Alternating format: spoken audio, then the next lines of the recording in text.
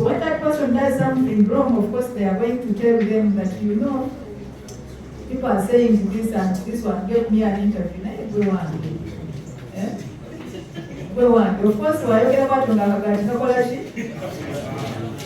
the facts we have on ground. So the threats that come, especially from the security personnel, they have changed how we do the reporting. Because we know that when we do this, I will either be beaten, I will be arrested, I will be put somewhere. Nowadays there is a moment where to go and learn what? So you start fearing, you start fearing to go somewhere, to climb the ladders and go at some point, to speak about something that you know that when I say this, I'm going to be in danger. And there is this person here who does not fear the danger. I don't know how many we have here who don't fear danger. Whatever. And how many scars does he have because of not fearing danger? That is it. So AI is a very good tool. And our friends in the security are also our good brothers and sisters, but we know that they pose a lot of challenges in journalism and they shape how we do our work. Then another thing, we have talked about, the previous presenters have talked about the deepfake, the misinformation. So as journalists, we know that there is a lot of information that is outside there, especially because of AI. And also because of the security threats.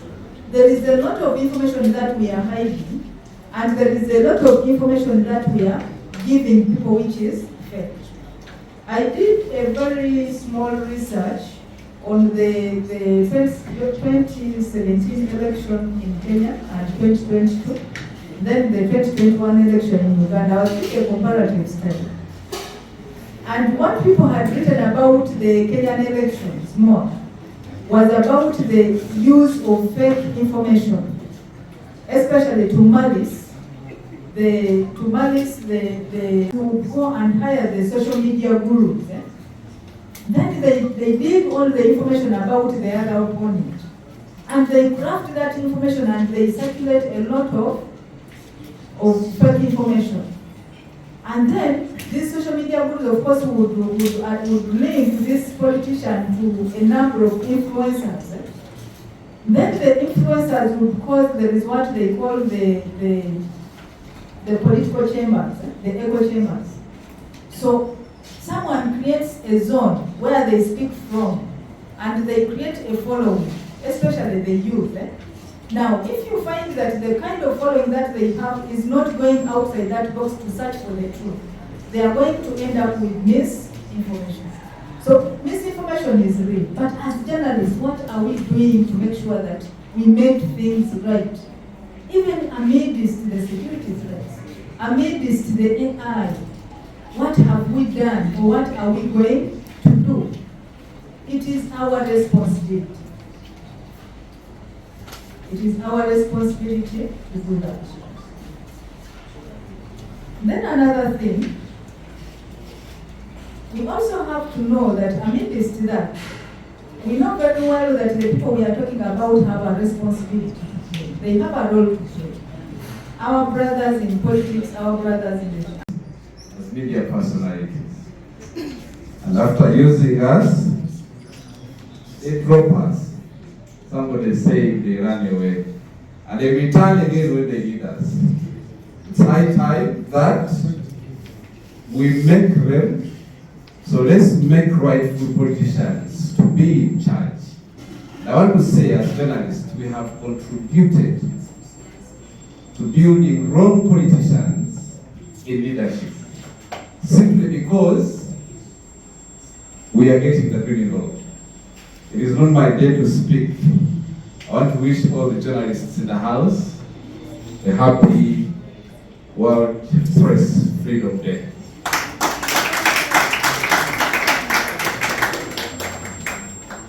The next person speaking, master's degree in public relations and media management from Coverge, Uganda.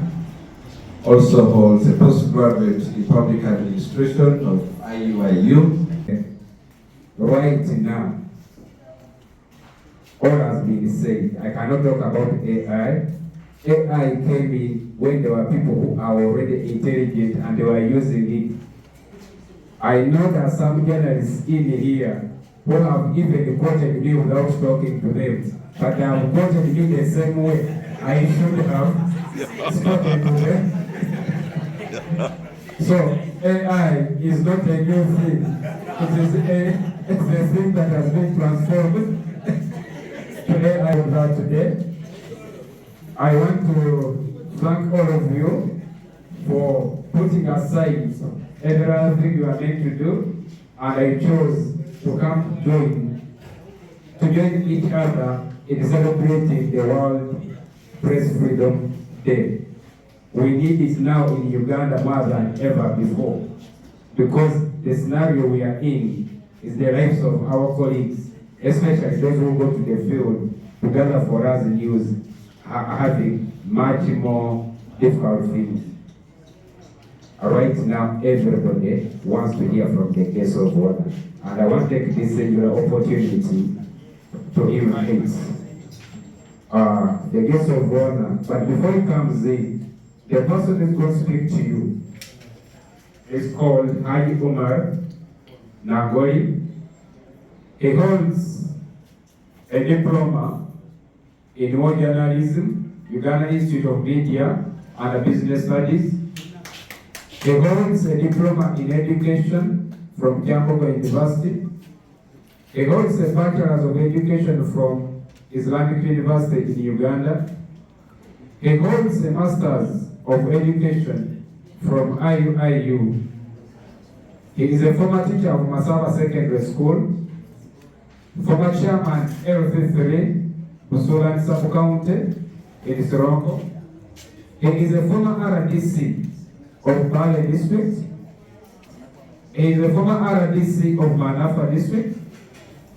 Currently, he is aspiring to go to the Parliament of Uganda to represent Northern City Division in Bale City. The person we're speaking about is a person I've known, has a wealth of experience, both in official work, personal work, and is also now doing business behind the scenes. And that's why you don't even ask why, who is funding him. He's a self-funded person in this politics. Don't look out if you are looking for those soliciting for whatever. I am not telling my colleagues to begin going right in the positive stories so that they attract something from the outside. Haji Nangoli, please come and help me. The leadership of this university, our good lecturer, all my colleagues, the journalists in this room, ladies and gentlemen, allow me to greet you in the most appropriate manner.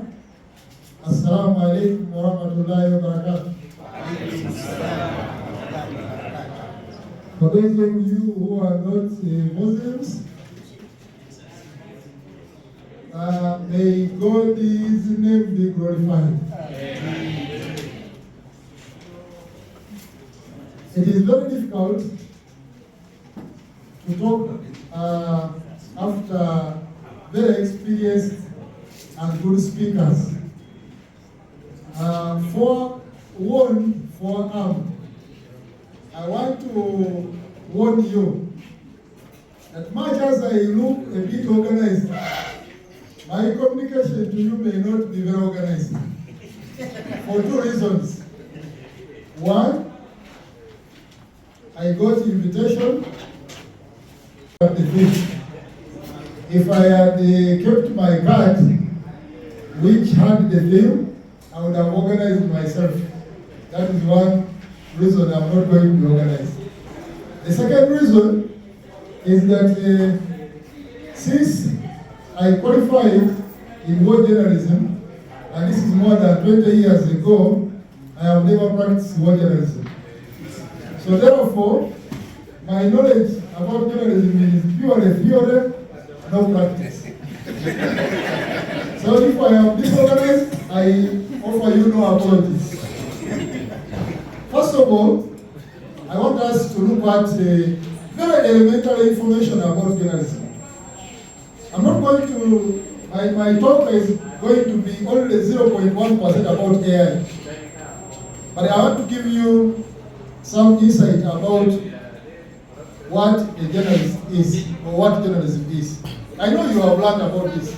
You may wonder why this tall man wants to take us back to elementary knowledge about journalism. But before I talk about journalism, naming or arrangement of anything is very important in the outcome, in the results. For example, we have issues about the Ministry of Planning, a Ministry of Finance, Planning and Economic Development. Some of the challenges we are having in that ministry is because of the naming of that ministry. You try to look at and analyze this properly. How can you name a ministry, finance, planning and economic development? Why don't you name it planning, finance and economic development? Because you cannot first finance before you plan. See, naming is very important. That's why our elders tell us that when you are naming your children, you must be very, very keen and particular about the names we give to our offspring. So if I go to Parliament, the first thing I'm going to tackle is to change the naming of that ministry.